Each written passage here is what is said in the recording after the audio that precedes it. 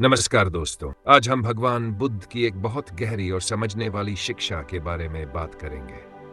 अक्सर हम सोचते हैं कि आध्यात्मिक जीवन जीने के लिए बहुत सारे नियमों की जरूरत होती है। ये करो, ये मत करो, यहाँ जाओ, वहां मत जाओ। लेकिन भगवान बुद्ध की शिक्षा हमें इससे भी ज्यादा गहरी बात समझाती है। बुद्ध ने अपने सन्यासियों के लिए कई नियम बनाए थे। कैसे चलना है, कैसे देखना है, क्या खाना है, क्या नहीं खाना है, किससे कैसे बात करनी है। लेकिन इन सभी नियमों के पीछे एक ही असली बात छिपी हुई थी, और वह थी होश यानी जागरूकता। अगर इंसान के भीतर होश है तो उसे ज्यादा नियमों की जरूरत नहीं पड़ती।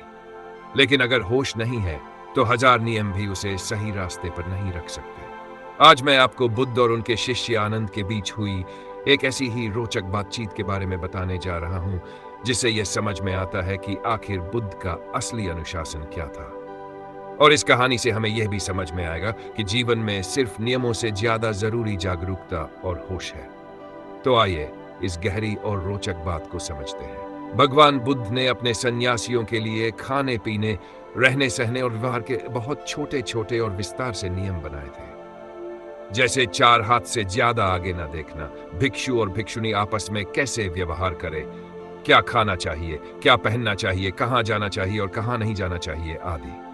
तो सवाल उठता है कि आप अपने सन्यासियों के लिए ऐसे नियम क्यों नहीं बनाते। बुद्ध ने नियम इसलिए दिए क्योंकि लोगों में होश नहीं था। जब होश नहीं होता तब नियम बनाने पड़ते हैं। लेकिन अगर किसी के भीतर सच में होश हो तो नियमों की जरूरत नहीं रहती। और सच तो यह है कि बुद्ध ने भी आखिर में होश पर ही जोर दिया। एक बार आनंद ने बुद्ध से पूछा, अगर रास्ते में कोई स्त्री दिखाई दे जाए तो क्या करना चाहिए। बुद्ध ने कहा, नीचे देख लेना, मत देखो। आनंद ने फिर पूछा, अगर ऐसी स्थिति आ जाए कि देखना ही पड़ जाए तो। बुद्ध ने कहा, देख लो लेकिन छूना मत। आनंद ने फिर पूछा, अगर ऐसी स्थिति आ जाए कि छूना ही पड़ जाए तो। तब बुद्ध ने कहा, होश रखना। आखिर में असली बात होश ही है। मत देखो और मत छूओ ये ऊपर ऊपर की बातें हैं। असली और अंतिम बात है होश में रहना। आनंद ने अच्छा किया कि वह बार बार पूछता गया, क्योंकि अगर सिर्फ मत देखो ही नियम होता तो अंधे लोग तो वैसे ही नहीं देखते, क्या वे सब जान को पा जाएंगे। और अगर मत छुओ ही नियम हो तो हाथ कटवा लो, क्या लूले लंगड़े लोग जान को पा जाएंगे। नहीं, असली बात तो होश की ही है। और अगर होश नहीं है तो तुम आंखें झुका भी लो तो क्या फर्क पड़ेगा। आंख बंद कर लेने से भी मन में स्त्री दिखाई देती रहती है, सपनों में भी दिखाई देती है। तब क्या करोगे। उस समय तो आंख पहले से ही बंद होती है, अब उसे और कैसे बंद करोगे। अगर मैं आनंद की जगह होता तो मैं ये भी पूछता कि अगर सपने में स्त्री दिखाई दे जाए तो क्या करे। तब तो आंखें पहले ही बंद है, फिर क्या उपाय होगा। लेकिन बुद्ध की बात साफ है। उन्होंने हर स्तर के लोगों के लिए बात कही। जो बहुत जड़ बुद्धि है उनसे कहा, आंख झुका लो। जो थोड़े समझदार हैं उनसे कहा, देख लो लेकिन छूना मत। लेकिन असली और अंतिम सूत्र है होश रखना, क्योंकि इसके आगे कुछ नहीं है। यही आखिरी अनुशासन है। मैंने पहले के दो नियम छोड़ दिए हैं क्योंकि 2500 साल के अनुभव से पता चला कि उनसे कोई खास फायदा नहीं हुआ। इन 2500 सालों में क्या हुआ, ऊपर के नियम तो टूटते ही रहे और जो लोग उन्हीं नियमों में उलझे रहे वे व्यर्थ परेशान होते रहे। लेकिन जिन्होंने आखिरी सूत्र होश को पकड़ा वही सफल हुए। अब एक घटना से समझो। एक बार बुद्ध एक गांव में ठहरे हुए थे। एक भिक्षु भिक्षा का पात्र लेकर वापस लौट रहा था। उसी समय एक चील के मुंह से मांस का टुकड़ा छूट गया और सीधे भिक्षु के पात्र में गिर गया। अब बड़ी मुश्किल खड़ी हो गई, क्योंकि बुद्ध ने कहा था कि मांस नहीं खाना, और यह भी कहा था कि भिक्षा के पात्र में जो भी कोई डाल दे उसे मना नहीं करना। अब भिक्षु उलझन में पड़ गया। वह बुद्ध के पास गया और बोला, अब क्या करे। आपने कहा है कि पात्र में जो भी कोई डाल दे उसे मना नहीं करना चाहिए। यह नियम इसलिए बनाया गया था क्योंकि भिक्षु बहुत चालाक हो सकते हैं। जैसे जैन मुनियों को देखो, वे बोलते तो नहीं लेकिन हाथ से इशारा कर देते हैं कि क्या डालना है और क्या नहीं। क्योंकि महावीर ने कहा था कि मांगना नहीं, तो वे इशारे से अपनी पसंद बता देते हैं। लेकिन बेईमान आदमी के लिए नियम क्या कर सकते हैं। दुनिया में कितने ही कानून बने हैं, लेकिन चोर हमेशा उनमें से रास्ता निकाल लेता है। वकील भी इसी काम के लिए होते हैं कि कानून में से रास्ता निकाले। भिक्षु ने बुद्ध से कहा, अब क्या करें। आपने कहा है कि पात्र में जो भी डाल दिया जाए उसे मना नहीं करना। बुद्ध ने यह इसलिए कहा था कि भिक्षु मांगने न लगे, क्योंकि अगर भिक्षु मांगने लगे तो वह भिखारी बन जाएगा। भिक्षु भिखारी नहीं होता, वह मांगता नहीं। कोई दे दे तो अच्छा, न दे तो भी अच्छा।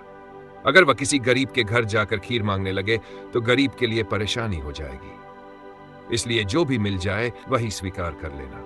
लेकिन अब चील ने मांस गिरा दिया। अब भिक्षु ने पूछा, आप कहते हैं मांस मत खाओ, और ये भी कहते हैं कि पात्र में जो गिर जाए उसे मना मत करो। अब क्या करें? नियमों में अक्सर टकराव हो जाता है, क्योंकि जीवन बहुत जटिल है। जीवन नियमों के अनुसार नहीं चलता। भिक्षु तो नियम मानता है, लेकिन चील थोड़े ही नियम मानती है। चील को क्या पता कि उसका मांस भिक्षु के पात्र में गिर जाएगा। जीवन में ऐसे संयोग होते रहते हैं, इसलिए सिद्धांत हमेशा टूट जाते हैं।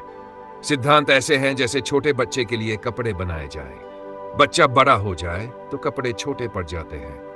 अब या तो कपड़े बड़े करो या बच्चे को छोटा बनाए रखो। लेकिन नियम बदलना मुश्किल लगता है, क्योंकि नियम बनाने वाले तो जा चुके होते हैं। इसलिए लोग आदमी को ही छोटा बनाए रखते हैं, लेकिन नियम नहीं बदलते। बुद्ध ने सोचा कि क्या किया जाए। अगर कह दें कि पात्र में से चुनाव कर सकते हो तो भिक्षु अच्छा खाना रख लेंगे और बाकी फेंक देंगे। यह ठीक नहीं होगा। अगर कह दें कि जो भी मिले खा लो तो फिर मांस का क्या होगा? फिर बुद्ध ने सोचा कि चील रोज रोज तो मांस नहीं गिराएगी। यह तो बस एक संयोग है। इस एक घटना के लिए नया नियम बनाना ठीक नहीं। तो बुद्ध ने कहा, कोई चिंता मत करो। जो पात्र में गिर जाए उसे खा लो। अगर मांस गिर गया है तो वह तुम्हारे भाग्य का हिस्सा है। बुद्ध ने सोचा था कि चील रोज मांस नहीं गिराएगी, लेकिन आज हालत यह है कि बौद्ध भिक्षुओं के पात्र में रोज मांस गिरता है। जापान, चीन और बर्मा में अब चील नहीं गिराती, बल्कि लोग खुद मांस डाल देते हैं, क्योंकि एक बार बुद्ध ने कह दिया था कि जो पात्र में गिर जाए उसे खा लेना। इस तरह दुनिया के सबसे बड़े अहिंसा के उपदेशक बुद्ध की परंपरा में मांस खाना भी शुरू हो गया, और इसकी शुरुआत एक चील ने कर दी। आखिर में सच यही है कि काम सिर्फ होश ही आएगा, बाकी कोई नियम काम नहीं आएंगे। इसलिए मैंने सारे छोटे छोटे नियम छोड़ दिए हैं, क्योंकि अगर तुम्हें नियम तोड़ना ही होगा तो तुम कोई न कोई तरीका ढूंढ ही लोगे।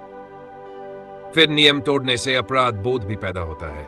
इसलिए मैं तुम्हें कोई नियम नहीं देता ताकि तुम उन्हें तोड़ भी न सको। मैं सिर्फ एक बात देता हूं, होश। अगर संभाल सको तो अच्छा है, न संभाल सको तो भी ठीक है, लेकिन कम से कम बेईमानी और पाखंड तो पैदा नहीं होगा।